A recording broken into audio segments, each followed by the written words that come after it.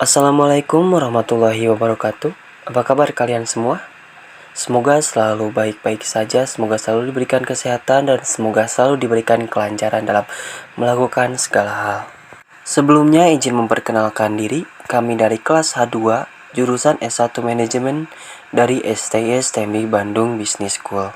Dengan beranggotakan Epi Suryani dengan NPM 101200857. Selanjutnya ada Hadi Muhaimin dengan NPM 101200878. Selanjutnya ada saya sendiri Akmal Rapi dengan NPM 101200877. Selanjutnya ada Muhammad Abdurrahman dengan NPM 101200879. Dan terakhir ada Aldi Ardian Pareji dengan NPM 101200880. Di sini kami akan mempresentasikan hasil riset operasi pada retail untuk memenuhi tugas riset operasi oleh Bapak dosen Bapak Aditya Ramadan STMM. Langsung saja untuk mengefisienkan waktu, kita langsung bahas materinya. Untuk materi pertama akan disampaikan oleh Aldi Ardian Pareji. Waktu dan tempat saya persilahkan. Pertama-tama akan saya jelaskan pengertian riset operasi. Arti riset operasi ini sendiri telah banyak didefinisikan oleh beberapa ahli. Berikut beberapa definisi riset operasi menurut beberapa para ahli. Yang pertama, ada Morse dan Kimball. Mereka mendefinisikan riset operasi sebagai metode ilmiah yang memungkinkan para manajer mengambil keputusan mengenai kegiatan yang mereka tangani dengan dasar kuantitatif. Definisi ini kurang tegas karena tidak tercermin perbedaan antara riset operasi dengan disiplin ilmu yang lain. Yang kedua, pendapat menurut Churchman, Arkoff, dan Arnoff. Pada tahun 1950-an, mengemukakan pengertian riset operasi sebagai aplikasi metode-metode, teknik-teknik, dan peralatan-peralatan ilmiah dalam menghadapi masalah-masalah yang timbul dalam operasi perusahaan dengan tujuan ditemukannya pemecahan yang optimum masalah-masalah tersebut. Yang ketiga yaitu menurut Miller dan M.K. Starr. Mereka mengartikan riset operasi sebagai sebuah peralatan manajemen yang menyatukan ilmu pengetahuan, matematika, dan logika dalam kerangka pemecahan masalah-masalah yang dihadapi sehari-hari, sehingga akhirnya permasalahan tersebut dapat dipecahkan secara optimal.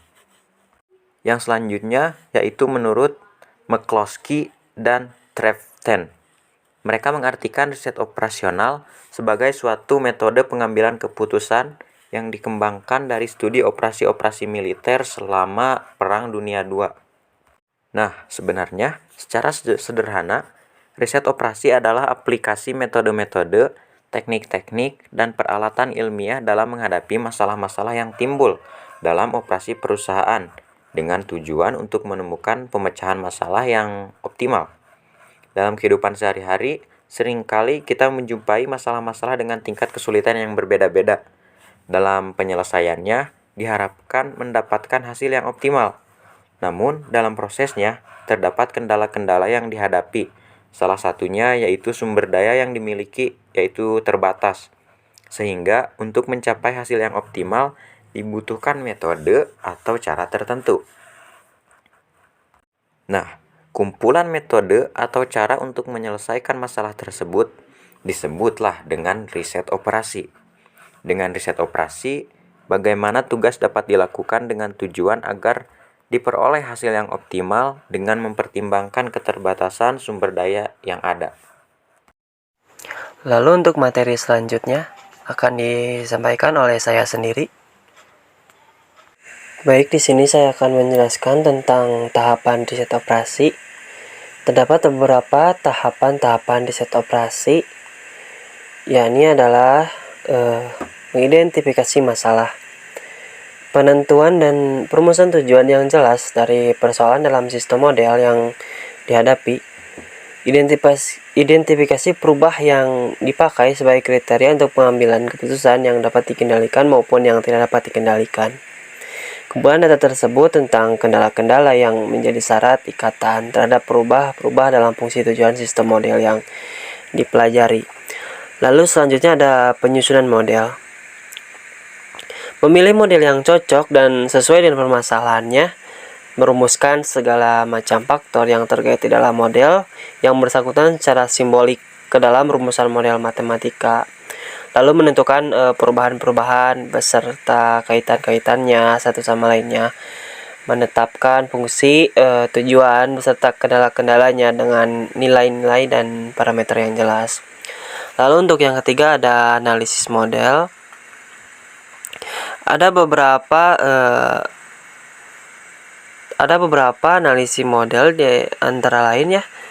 Yang pertama yaitu melakukan analisis terhadap model yang telah disusun dan dipilih. Lalu yang kedua memilih hasil-hasil analisis yang terbaik atau optimal. Lalu yang ketiga melakukan uji kepekaan dan analisis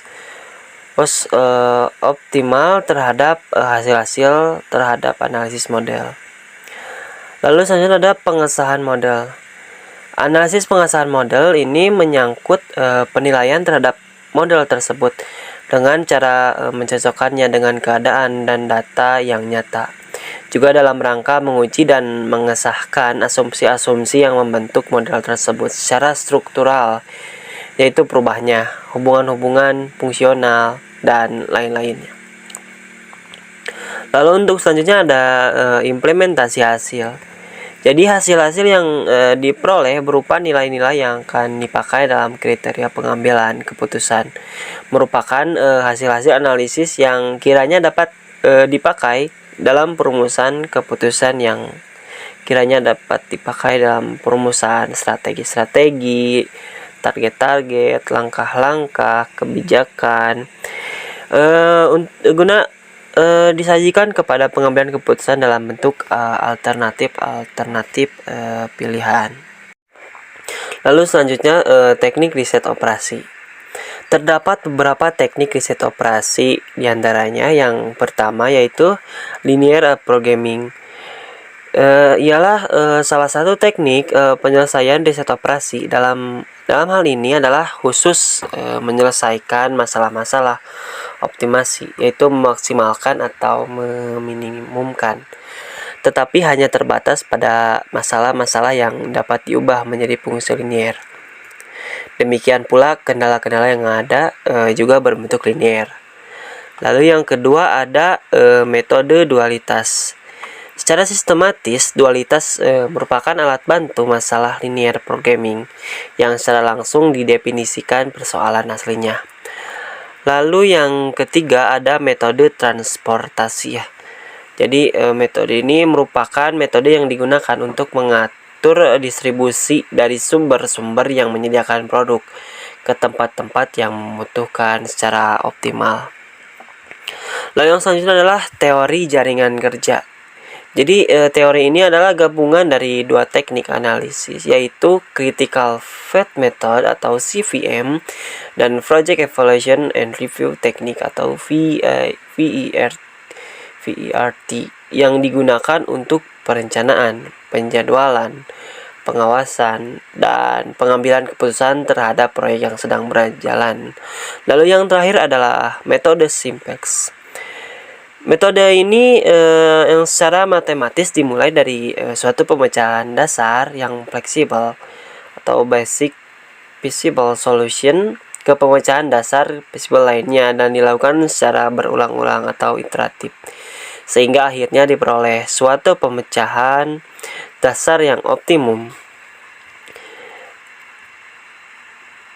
Metode grafik tidak dapat menyelesaikan persoalan linear program yang memiliki variabel keputusan yang cukup besar atau lebih dari 2. Maka untuk menyelesaikannya digunakanlah metode simplex ini. Sekian penjelasan tentang tahapan dan teknik riset operasi. Saya kembalikan lagi kepada moderator. Lalu untuk pemaparan materi selanjutnya akan saya serahkan kepada Muhammad Abdurrahman. Waktu dan tempat saya persilahkan. Terima kasih moderator. Yang selanjutnya yaitu fungsi riset operasi. Riset operasi adalah metode untuk memformulasikan dan merumuskan permasalahan sehari-hari. Nah, baik mengenai bisnis, ekonomi, sosial maupun bidang lainnya, ke dalam permodelan matematis untuk mendapatkan solusi yang optimal. Nah, bagian terpenting dari riset operasi ini yaitu adalah bagaimana menerjemahkan permasalahan sehari-hari ke dalam model matematis. Faktor-faktor yang mempengaruhi permodelan harus disederhanakan dan apabila ada data yang kurang, kekurangan tersebut dapat diasumsikan atau diisi dengan pendekatan yang bersifat rasional. Nah, dalam riset operasi ini diperlukan ketajaman berpikir dan logika. Untuk mendapatkan solusi yang optimal dan memudahkan kita mendapatkan hasil, kita dapat menggunakan komputer atau software. Nah, adapun yang selanjutnya adalah manfaat riset operasi. Nah, di bawah ini adalah beberapa manfaat riset operasi, yaitu yang pertama, berusaha menetapkan arah tindakan terbaik dari sebuah masalah keputusan di bawah pembatasan sumber daya terbatas. Yang kedua, memberikan kemudahan dalam pengambilan keputusan kegiatan kerja dalam bidang industri, bisnis, dan manajemen. Dan yang terakhir adalah alat untuk pengambilan keputusan dari berbagai sumber daya yang tersedia, memberikan pengembangan dari beberapa sektor. Nah, contohnya teknik dan ilmu perhitungan, ilmu politik, matematik, ekonomi, teori probabilitas, dan statistika. Baik, langsung saja masuk kepada pokok bahasan kita dalam pembahasan kali ini, yaitu tentang retail. Nah, di sini ada pengertian dari bisnis retail. Adalah kegiatan usaha yang melibatkan transaksi penjualan barang atau jasa kepada konsumen dalam jumlah satuan maupun eceran untuk dikonsumsi pribadi dan tidak diperjualbelikan kembali. Kelebihan bisnis retail adalah kegiatan perdagangan terkait penjualan barang secara langsung kepada konsumen terakhir. Adapun semua barang dagangan tersebut akan dimanfaatkan untuk keperluan rumah tangga. Selain itu, sistem kerja yang biasa digunakan pada bisnis retail adalah menghubungkan produsen utama atau grosir dengan konsumen yang melakukan pembelian barang dalam jumlah kecil maupun bentuk satuan. Nah, yang selanjutnya itu adalah fungsi bisnis retail, yang dimana hakikat bisnis retail adalah membuat kedua pihak pembeli maupun penjual merasa diuntungkan. Nah, di sini adalah beberapa fungsi dari retail dalam perdagangan. Yang pertama yaitu memudahkan konsumen untuk mendapatkan barang. Nah, keuntungan dengan kehadiran bisnis retail adalah memudahkan konsumen memperoleh barang yang diinginkan. Tanpa adanya retail, mereka akan mengalami kesulitan dan mencukupi kebutuhan sehari-hari karena harus membeli langsung dari produsen. Nah, yang kedua adalah memberikan keuntungan bagi produsen dan grosir. Selain itu, manfaat lain dari bisnis retail adalah dapat mendapatkan keuntungan bagi produsen maupun grosir. Seorang pengecer akan membeli barang dari produsen dalam jumlah banyak. Nah, nantinya dana tersebut dijadikan modal kembali untuk diputarkan dalam proses produksi. Yang selanjutnya yaitu klasifikasi bisnis retail. Beberapa klasifikasi bisnis retail adalah kegiatan usaha yang dibedakan berdasarkan produk dagangan, aset kepemilikan maupun lokasi penjualan. Nah, di sini ada yang pertama berdasarkan produk yang dijual. Nah, berdasarkan produk yang dipasarkan, retail dibagi menjadi 3 jenis, yaitu produk retail yang menjual barang, contohnya toko mainan, dan yang selanjutnya servis retail dengan penawaran jasa seperti halnya servis kendaraan. Dan yang terakhir non-store retail untuk memasarkan barang menggunakan media tertentu, misalnya vending mesin. Nah, yang kedua yaitu berdasarkan kepemilikan. Nah, di sini juga ada 3 jenis nih yang dikategorikan sebagai berdasarkan kepemilikan ini, yaitu retail mandiri seperti contohnya warung, toko kelontong, dan ruko. Dan selanjutnya itu waralaba seperti franchise dan kelompok usaha seperti swalayan atau department store yang terikat dalam satu manajemen. Nah, yang terakhir yaitu berdasarkan lokasi penjualan. Nah, dalam usaha retail juga dapat dibedakan berdasarkan lokasi penjualannya. Pengusaha yang mempunyai akses langsung ke jalan besar termasuk ke dalam jenis retail strip mall atau lahan komersial. Lalu untuk materi selanjutnya akan dibawakan oleh Aldi Ardian Bahreji. Waktu dan tempat saya persilahkan. Berbicara tentang bisnis retail, tentunya ada tujuan atas didirikannya suatu bisnis retail tersebut. Yang pada dasarnya, tujuan bisnis retail sendiri adalah untuk memudahkan pelanggan untuk membeli produk dengan menyediakan persediaan yang cukup dan dikemas dalam ukuran yang lebih kecil. Selain itu, juga bertujuan untuk menyediakan berbagai pilihan barang sesuai keinginan pembeli. Juga menawarkan produk barang dalam ukuran unit yang lebih kecil, agar para konsumen dapat memenuhi kebutuhannya dan tidak berlebihan. Juga bertujuan untuk menjadikan penghubung antara distributor dengan konsumen. Selain itu, juga bertujuan untuk mengumpulkan informasi mengenai berbagai jenis barang yang menjadi kebutuhan pelanggan. Di Indonesia sendiri, begitu banyak jenis dari bisnis retail ini, karena manajemen bisnis retail sendiri adalah sistem pelayanan konsumen dalam jumlah yang masif. Tentunya memiliki banyak produk di dalamnya. Secara otomatis, bisnis ini terbagi menjadi beberapa jenis. Nah, yang pertama, toko serba ada. Biasanya, tujuan dibentuknya bisnis retail ini adalah untuk menyediakan berbagai produk untuk mencukupi kebutuhan sehari-hari calon konsumennya. Contohnya, minimarket, supermarket, dan departemen store. Selanjutnya yakni bisnis retail yang khusus menjual satu jenis produk toko. Biasanya, usaha retail jenis ini mempunyai berbagai kategori yang sempit namun fokus. Contohnya, showroom mobil, bengkel, restoran, toko mainan, toko obat, perhiasan, toko pakaian, dan toko buku. Nah, yang selanjutnya yaitu bisnis retail pengecer non-toko. Perkembangan bisnis retail di Indonesia seiring dengan majunya teknologi saat ini. Misalnya saja menjadi pengecer non-toko. Jenis usaha ini akan memanfaatkan sarana alat komunikasi seperti email, suatu website, suatu aplikasi, bahkan telepon untuk dapat menjual produk yang dia ecerkan. Lalu untuk penyampaian studi kasus akan disampaikan oleh saya sendiri. Untuk studi kasusnya kami mengambil pada Alfamart ya, studi kasus penerapan riset operasi di minimarket retail Alfamart. Untuk saat ini mungkin kita semua sepakat bahwa bisnis retail yang terbesar di Indonesia dengan segmen pasar yang banyak, salah satunya adalah Alfamart. Alfamart memiliki banyak sekali cabang yang tersebar di Indonesia, bahkan sampai 1000 lebih cabang, sehingga kemanapun kita pergi, pasti kita dapat melihat gerai Alfamart. Dari hal tersebut, bagaimana sebenarnya Alfamart dapat mengembangkan bisnisnya yang sedemikian rupa, sehingga memiliki cabang yang sangat banyak, tetapi tetap dapat terkontrol ya.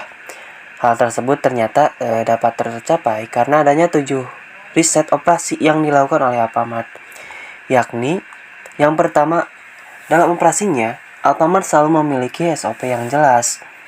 Contohnya, bagaimana mereka melayani customer ya.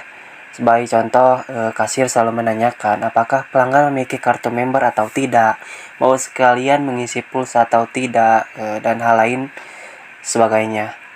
Hal tersebut ya merupakan salah satu SOP yang mereka miliki. Lalu yang kedua, memiliki key person yang handal. Alfamart selalu memiliki key person yang ditugaskan ke suatu tempat untuk pembukaan cabang-cabang baru. Jadi selain memiliki SOP yang jelas, mereka juga memiliki person-person yang handal. Yang ketiga, memiliki aplikasi keuangan yang terintegrasi. Alfamart juga memiliki aplikasi keuangan yang terintegrasi ya, di mana misalkan saat barang datang, mereka akan mencatatnya.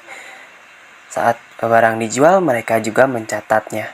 Bagaimana mereka melakukan transaksi setiap hari. Sudah ada program atau aplikasi keuangan yang mendukungnya. Lalu yang keempat, memiliki manajemen warehouse yang baik. Saat kita masuk ke dalam Alfamart, kita pasti sudah melihat ya, rankingnya sudah baik, numbering produknya sudah baik, barcode-nya sudah jelas, bahkan di dalam gudang pun penempatan produk mereka sudah cukup rapi. Lalu yang kelima, memiliki pencatatan administrasi yang baik. Jadi pada saat barang datang, barang dijual, penyotoran uang, semua itu sudah tertata dengan baik, sehingga kontrolnya akan semakin mudah ya. Lalu keenam, keterpusatan pengontrolan akuntansi dan keuangannya.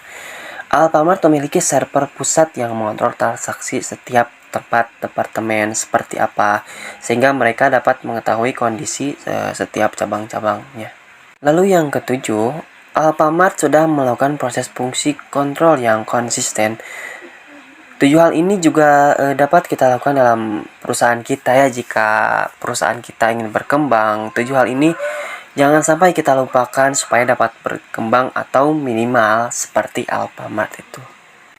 Jadi dapat ditarik kesimpulan pada pembahasan kali ini, riset operasi dalam bidang retail ini sangatlah penting karena di mana riset operasi ini akan sangat membantu perusahaan retail dalam membangun usahanya agar semakin baik dan tidak ditemukannya kesalahan dalam setiap bidangnya, yang dimana nantinya akan menjadi perusahaan retail ini semakin berkembang dan tetap konsisten dalam usaha. Sekian penjelasan dari kelompok kami. Bila ada salah kata mohon maaf. Jika ada yang ingin ditanyakan silahkan tulis di kolom komentar. Jangan lupa like and subscribe. Akhir kata, wabillahi taufiq wal hidayah. Wassalamualaikum warahmatullahi wabarakatuh.